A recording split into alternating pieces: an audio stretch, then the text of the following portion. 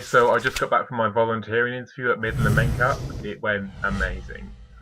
I got there early, but the woman said that was okay. I left really early anyway because of the snow. I didn't know if that was going to delay the buses or whatever, but it didn't. I got there really early, went to Costa, grabbed a coffee, sat in there for a bit and read the Metro, and then headed over. Yeah, the woman that greeted me was the one I've been speaking to via email and phone. She was really nice. Met this other guy. They're both sort of the volunteering and the staff sort of coordinators. They do like the application forms and interviews and stuff for the staff. Really positive.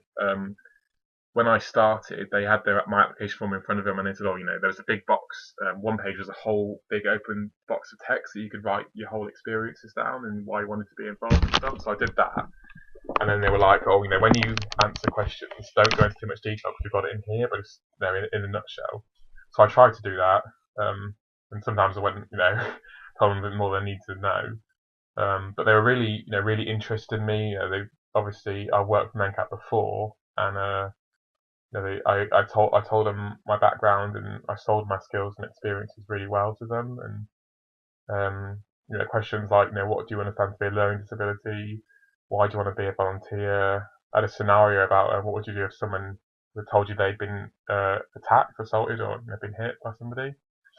Um, and for two of the answers, because I mean, obviously I've got a bit more training because I'm doing my nursing, but one of the questions about being hit by somebody, I just said I just follow the safeguarding procedure and follow the whistleblowing procedure, which to me was really obvious. But they were like, "Oh my god, no one's ever said that before. That's like the best answer we've ever had." And I was like, "Okay, like, that's great." So yeah, I mean, it's really positive. There's another. I have to go quite a way, 3 buses to the HQ, but the venue where most of the sessions will take place is literally 5 minutes on the road, if that. It's quite close, maybe a bit longer on foot, but I see it on the bus on the way to placement. So yeah, that's where most of my stuff will be. Um, there's stuff to do with children and adults, but quite a lot of them are sort of the in between. Like there's one evening a week which is for children, and that's 14 to 18. But then there's one which is 18 to 30, and I said I'm happy to be involved with both. I wasn't able to commit like fixed term commitments though, because like it's like, oh, every Monday 6 to 9 or something. But like some Mondays I'll be able to do that, but some Mondays I won't because my timetable at uni isn't fixed. But then they're more than happy with me being flexible and stuff. And they also have like the there's a that's for one of the areas of work, but there's also one that's children's short breaks. But they said there's no vacancies for that at the minute, but they will keep me in mind because they think obviously because I've got experience in children and adults and I can do both easy. And they offered me they want me to do, well, they said they wanted me to do training to drive a minibus. They have some training coming up like very soon. There's a place available and they wanted me to go because so to drive the children at weekends to and from places. And I said I'll be willing to do that because I've got a license, got a clean license, I'm old enough, and I'll be willing to do it. But then they changed their mind suddenly and said that it wouldn't probably work out because they think it'd be a waste of my skills. When I could be, I, they wouldn't want me driving the bus when I could be with the children using my skills to work with the children.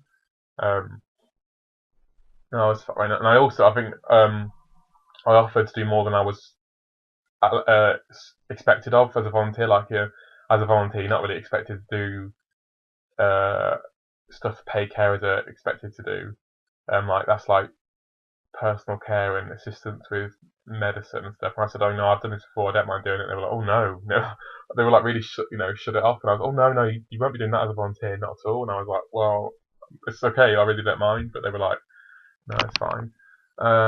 So I'm not gonna be doing the minibus training unless they change their mind. I'm happy to do it, but I see what they mean. Like if there's staff, with the children, I could be one of them instead of driving the bus when I've got the experience to do that. Yeah, they filled in my CRB and sort of new staff registration. They took a photo of me for my badge, which is cool. What else did they ask? Um, yeah, just what do you expect to get out of this? And what personal qualities do you possess that makes you right for this?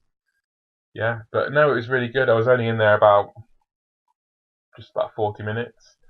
But they were really nice people, and I really can't wait to get involved. I've got to wait a few weeks for my CLB to get done, but hopefully that'll finish. That'll be ready as placement finishes. So then, when I've got more freedom when I'm in uni, I've got like maybe if I've got one day off a week or something, I can get involved in that. But it's literally just on the road, and they've got like activities like art and music and all this stuff. Now they're teenagers, which is the perfect age range. It just takes me back to camp so badly. Like it just reminds me of so many people that age that I've worked with before, and it's just brilliant to get back involved in that. And they said, "Oh, is there anything you'd like to introduce there?" And I said, "Oh, I could do photography." And they were like, "Oh, yeah, well, good."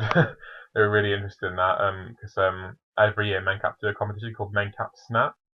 They didn't do it last year for some reason, but in 2010 and 11, when I worked at my old job, I used to sort of coordinate that, and it was like a competition, but it had to be either a photo or video of someone with a learning disability or a photo taken by somebody with a learning disability. So I sort of helped that, and I organised it, and people that wanted to get involved, and I sent off the submissions. Never won anything, but we sent it, which is good enough, I guess. But I'll try and introduce that in this group as well. I offered to do cooking because that's what I've got background in as well, but then they said there's like a health and safety thing at the venue, and there's no cooking, but which sucks. But oh well. But yeah, I mean, really positive thing. I'm pleased to. It's gone so. Look, couldn't have gone any better, literally, which is great.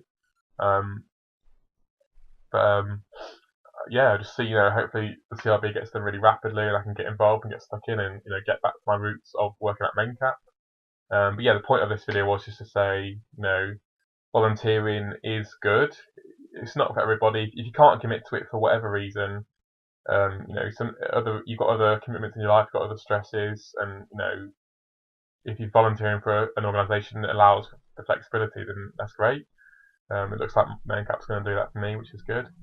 So I'm going to really enjoy my time there with them.